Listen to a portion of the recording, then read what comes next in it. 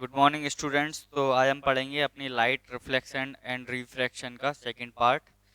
तो इसमें हमें पढ़ना है image formation by spherical mirrors, मतलब स्फेरिकल जो मिरर्स होते हैं उनमें इमेज फॉर्मेशन कैसे कैसे होती है, मतलब ऑब्जेक्ट को हम कहाँ कहाँ प्लेस करेंगे और हमारी इमेज कहाँ कहाँ बनेगी, ये पढ़ना है। तो सबसे पहले हम पढ़ेंगे कॉनकेव मिरर के लिए। तो कॉनकेव जो मिरर होता है ये उसकी प्रिंसिपल एक्सिस होती है। इस तरफ क्या होता है आपका, इस तरफ शाइनिंग होती है। ठीक है, आपको कल बताया था इस तरफ शाइनिंग होती है, लेकिन अभी हमको इमेज फॉर्मेशन पढ़ना है तो अभी हम बनाएंगे नहीं। तो कॉनकेव मिरर में 6 केसेस होते हैं, उनको पढ़ेंगे वन बाय वन। आपकी जो टेबल है, टेबल 10.1, उसको देखेंगे आप और यहाँ पे हम इसको डिफाइन करेंगे। सबसे पहले दिया हुआ है पोजीशन ऑफ ऑब्जेक्ट इन्फिनिटी पे हो। अगर पोजीशन ऑफ ऑब्जेक्ट इन्फिनिटी पे हो तो आपको पिछली वीडियो में पढ़ाया था कि जो रेज आती हैं वो कैसी आती हैं, पैरेलल आती हैं। यहाँ ये हो गया इसका पोल, यहाँ कर दिया फोकस, यहाँ हो गया इसका सेंटर ऑफ कर्वेचर। अगर इन्फिनिटी पे हो तो इन्फिनिटी से पैरेलल रेज आएंगी, पैरेलल, और ये पैरेलल रेज क्या करेंगी, फोकस से होके गुजरेंगी।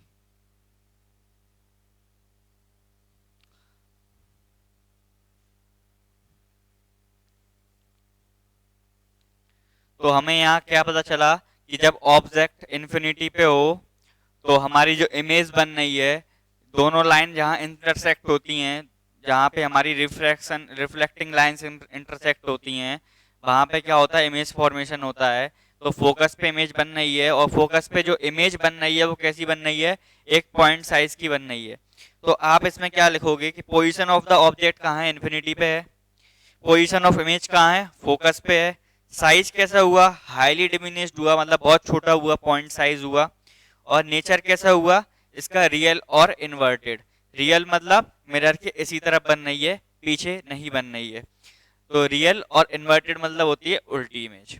तो रियल के साथ हमेशा इन्वर्टेड लगाओगे और जब वर्चुअल की बात करेंगे तो उसके साथ क्या लगाओगे, इरेक्ट लगाओगे। अब हम पढ़ते हैं हमारा सेकंड केस। सेकंड केस में क्या होगा, जो हमारा ऑब्जेक्ट होगा वो कहाँ पे होगा, बियॉन्ड सी होगा। फिर से एक प्रिंसिपल एक्सिस खींचेंगे, एक मिरर खींचेंगे, यहाँ पे फोकस बनाएंगे, यहाँ पे सेंटर ऑफ कर्वेचर बनाएंगे, यहाँ पे पोल बनाएंगे। अब ऑब्जेक्ट कहाँ पे होगा, बियॉन्ड सी, मतलब सी के इस तरफ। सी के इस तरफ अगर हम ऑब्जेक्ट को रखते हैं, ये मान लो हमारा ऑब्जेक्ट है, इसको नाम दे दिया ए बी।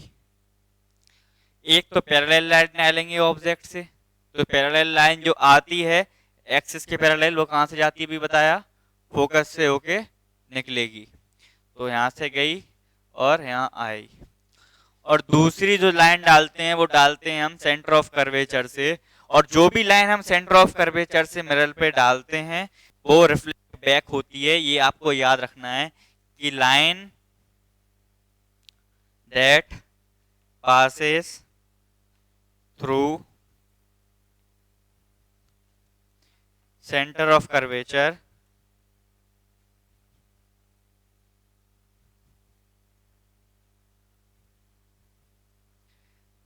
रिफ्लेक्टेड बैकवर्ड, कि वो वापस रिफ्लेक्ट हो जाती है। मतलब अगर यहाँ से अपन लाइन डालते हैं सेंटर ऑफ कर्वेचर से ये मिरर पे, तो क्या होगा, यहाँ से जाएगी और यहाँ मिरर से जब आएगी तो इसी लाइन पे रिफ्लेक्ट वापस इसी लाइन पे चली जाएगी। अब ये दोनों लाइन कहाँ इंटरसेक्ट कर रही हैं, यहाँ पर। तो जो हमारी इमेज बनेगी वो कैसी बनेगी, ये उल्टी इमेज। ठीक है, तो इसको दिया था ए बी नाम, तो इसको दे देंगे ए डैश और बी डैश नाम। तो यहाँ से क्या पता चला कि जब भी ऑब्जेक्ट सी के बियॉन्ड, मतलब सी के इस तरफ रखा होगा, तो जो हमारी इमेज बनेगी वो सी एंड एफ के बीच में बनेगी, मतलब between C and F. Size कैसा होगा, थोड़ा सा छोटा होगा, जो हमारी ऑब्जेक्ट था उससे इमेज का साइज थोड़ा सा छोटा होगा। नेचर कैसा होगा, इमेज कैसी बनेगी, रियल और इन्वर्टेड बनेगी। सेकंड केस था। थर्ड केस देखते हैं कि जब हमारा जो ऑब्जेक्ट है सी पे रख दे। आपको क्या याद रखना है कि आपका जो ऑब्जेक्ट क्या है धीमे धीमे मिरर के पास आ रहा है। सबसे पहला हमने केस पढ़ाया था कि वो इन्फिनिटी पे है। अब क्या पढ़ाया था, बियॉन्ड सी, मतलब सी के इधर है। अब ऑब्जेक्ट बिल्कुल सी पे ही आ गया। ये फोकस हो गया, ये सेंटर ऑफ कर्वेचर हो गया। इसने बोला कि ऑब्जेक्ट बिल्कुल सी पे ही है। अगर ऑब्जेक्ट सी पे है तो क्या करेंगे, एक पैरेलल लाइन डालेंगे, तो वो कहां से निकलेगी, फोकस से होकर निकलेगी। और एक फोकस से लाइन डालेंगे तो वो कहां से निकलेगी, पैरेलल निकलेगी। जो पैरेलल आती है वो फोकस से निकलती है, और जो फोकस से जाती है वो पैरेलल निकलती है। याद रखना है आपको। तो यहां से गई थी तो यहां से आ रही थी, यहां से गई थी तो यहां से आ रही थी। कहाँ क्रॉस किया, यहाँ क्रॉस किया। मतलब अगर सी को थोड़ा सा हम यहाँ पे लिख दें तो जो हमारी इमेज है वो कहाँ बन रही है, सी पे ही बन रही है।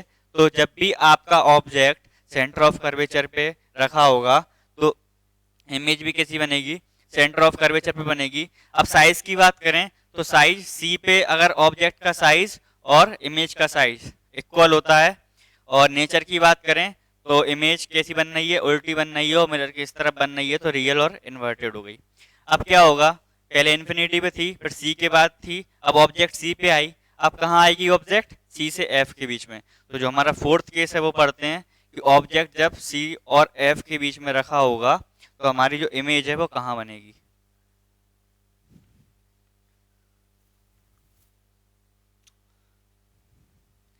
ये फोकस हो गया, ये सेंटर ऑफ कर्वेचर हो गया। अगर ऑब्जेक्ट सी और एफ के बीच में रखा है तो एक तो डालेंगे पैरेलल लाइन, वो कहाँ से निकलेगी, फोकस से। और एक डालेंगे फोकस से, वो कैसी निकलेगी, पैरेलल। इसका सेंटर ऑफ कर्वेचर थोड़ा ज्यादा ले लिया हमने। सेंटर ऑफ कर्वेचर इसका ये मान लो। तो यहाँ इमेज बन गई, ये क्या बन गई, इमेज बन गई। अब क्या होगा, सी के और एफ के अंदर जब ऑब्जेक्ट आया तो बियॉन्ड सी क्या बन गई, आपकी इमेज बन गई। और इमेज की जो साइज है वो कैसी है, ऑब्जेक्ट से थोड़ी बड़ी हो गई। और नेचर कैसा है, रियल और इन्वर्टेड। तो आप यहाँ से क्या समझते हो, जैसे जैसे इमेज ऑब्जेक्ट अंदर आता जाता है वैसे ही वैसे इमेज बाहर निकलती जाती है। और जैसे जैसे जो ऑब्जेक्ट अंदर आता जाएगा और इमेज बाहर निकलती जाएगी तो इमेज का जो साइज है बढ़ता जा रहा है। सबसे पहले पॉइंट साइज बनाया था उसने इन्फिनिटी पे, फिर थोड़ा छोटा बनाया था, और फिर सेंटर ऑफ कर्वेचर पे जब रखा था तो बराबर साइज का था, और अंदर चला गया ऑब्जेक्ट तो अब थोड़ा साइज बड़ा हो गया। अब ऑब्जेक्ट कहाँ जाएगा, फोकस पे आएगा। अब फोर्थ जो हमारा फिफ्थ केस है वो देखेंगे, ऑब्जेक्ट कहाँ आएगा, फोकस पे आएगा।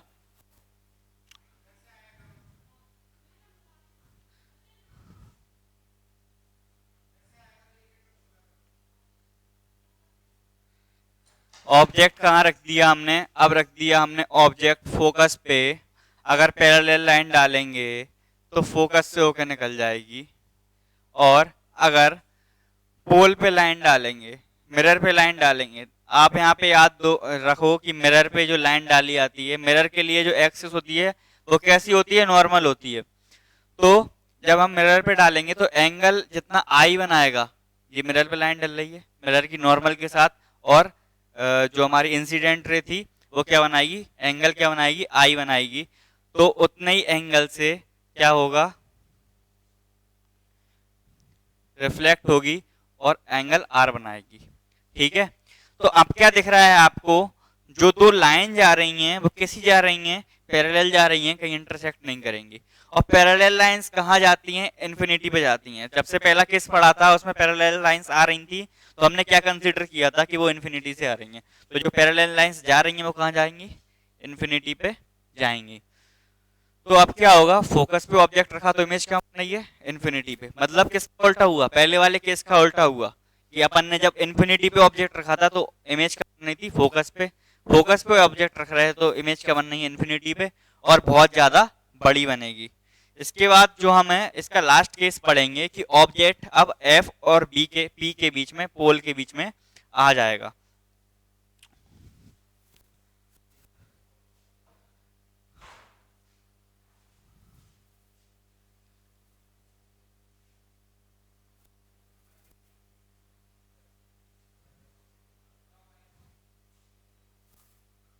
ऑब्जेक्ट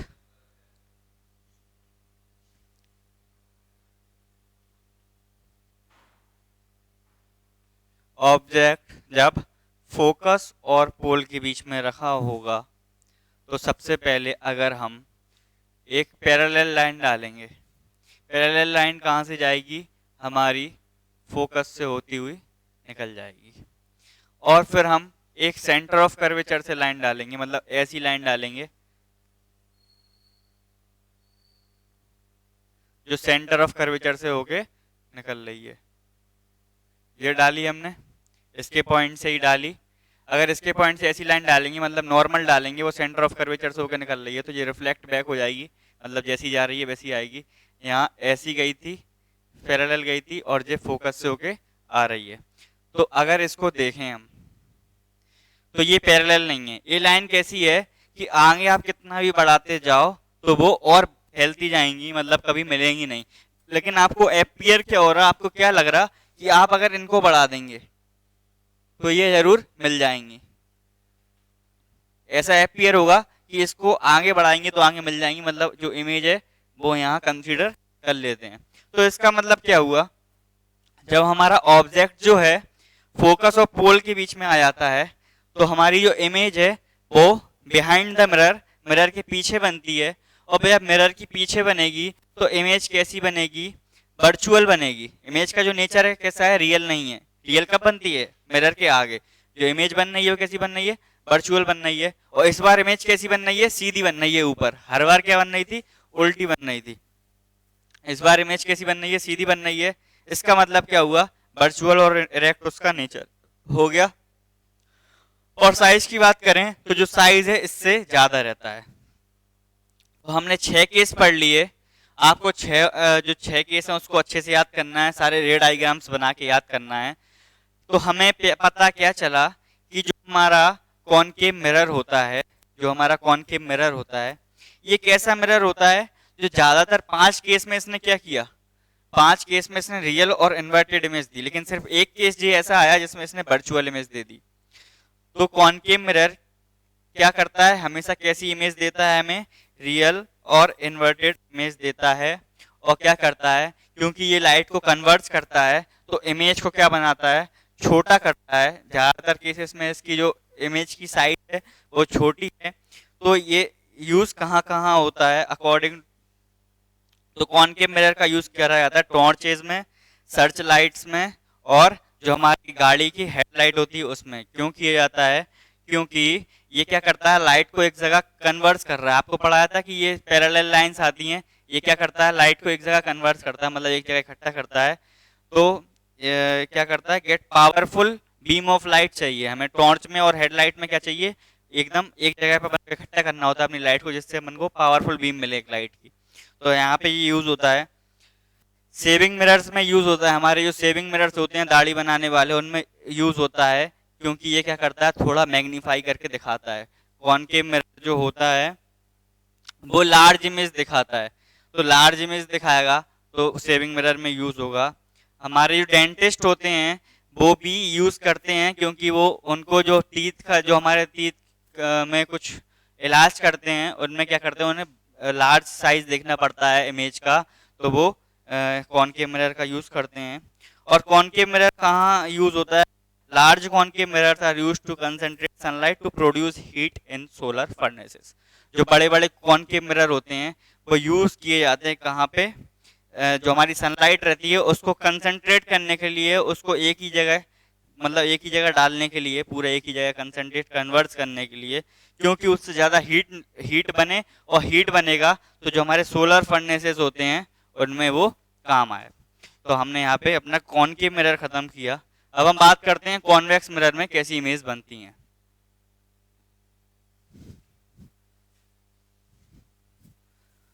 तो कॉन्वेक्स मिरर में आपको ज्यादा केसेस नहीं है, सिर्फ आपकी जो बुक है उसमें 2 केसेस हैं, 2 केसेस पढ़ाते हैं।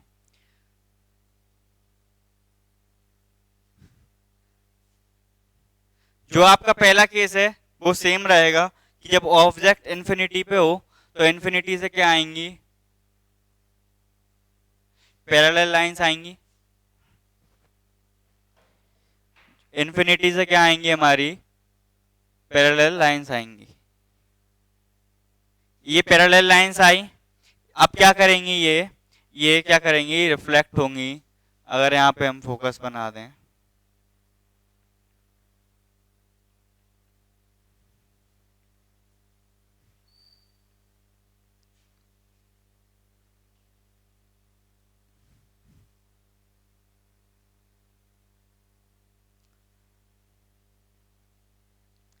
ये ऐसी रे आ रही थी, ये रिफ्लेक्ट हुई, क्योंकि कॉन्वेक्स मिरर क्या करता है, इनको डाइवर्स करता है, तो ये रिफ्लेक्ट यहाँ करेगा और ये रिफ्लेक्ट वहां करेगा। मतलब चांसेस दोनों रेस के जो मिलने के चांसेस है वो कैसे होगा, वो कभी नहीं मिलेंगी। लेकिन अपन को ऐसा अपीयर होगा कि वो पीछे ही मिल रही हैं। और हमको पता है कि जो इन्फिनिटी से लाइन आती है वो कहाँ मिलती हैं, फोकस पे मिलती हैं। तो वो कॉनकेव मिरर की कहाँ मिलेंगी, फोकस पे मिलेंगी। तो जब ऑब्जेक्ट इन्फिनिटी पे हुआ, किसके, कॉन्वेक्स मिरर के केस में ऑब्जेक्ट इन्फिनिटी पे होगा, तो इमेज कहाँ बनेगी, फोकस पे बनेगी। ये उसमें भी हो रहा था, लेकिन ये इसमें भी हो रहा है।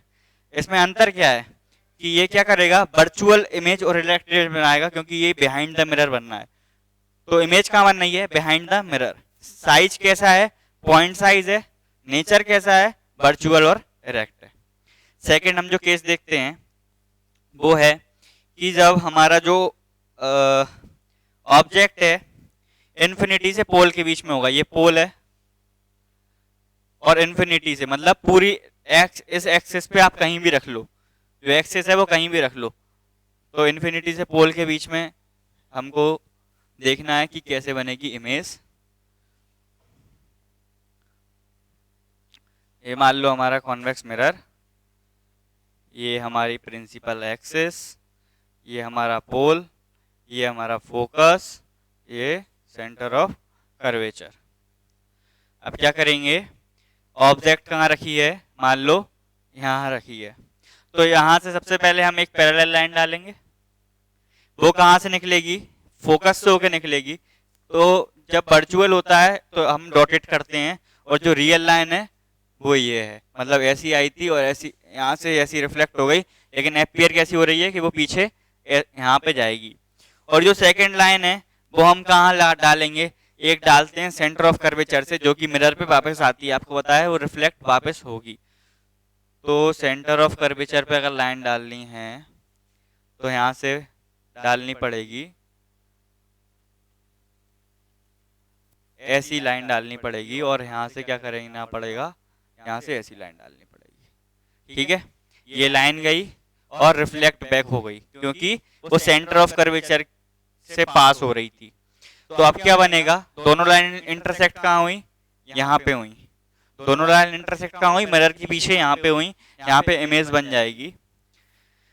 तो जब पोजीशन ऑफ ऑब्जेक्ट इन्फिनिटी से पोल के बीच में कहीं भी हो कॉन्वेक्स मिरर में, इमेज कहाँ बनेगी, पोल और फोकस के बीच में बनेगी। साइज ऑफ इमेज क्या होगा, डिमिनिश्ड होगा, थोड़ा छोटा होगा। और नेचर कैसा होगा, वर्चुअल और इरेक्ट होगा। तो यहाँ पे हमारे जो कॉन्वेक्स मिरर है वो भी इमेज फॉर्मेशन बता दिया। अब कॉन्वेक्स मिरर में क्या होता है, साइज कैसा बनता है, दोनों केसेस में कैसा बना, साइज छोटा बना। और दोनों केसेस में क्या हुआ, जो इमेज बनी वो वर्चुअल और इरेक्ट बनी, मतलब सीधी बनी। तो अब इसके यूजेस कहाँ कहाँ हैं, यूजेस हैं rear view mirrors in vehicles. मतलब जो हमारे व्हीकल्स, गाड़ियां होती हैं, उनमें जो बगल में जो व्यू होते हैं, जो गाड़ियों में बगल में कांच होते हैं हमारे, वो क्या होते हैं, रियर व्यू व्हीकल्स होते हैं। और जो सामने वाला जो ड्राइवर के पास कांच लगा होता है वो रियर व्यू होता है। क्यों बोलते हैं रियर व्यू, उसमें यूज क्यों होता है, क्योंकि ये कॉन्वेक्स मिरर क्या कर रहा है, पूरी इमेज को छोटा करके दिखा रहा है। छोटा करके दिखाने का मतलब क्या है कि जो आपके पीछे जितनी भी गाड़ियां आ रही होंगी उसको पूरे को छोटे से वो मिरर में आपको दिखा देगा ड्राइवर को, तो उससे हेल्प होगी।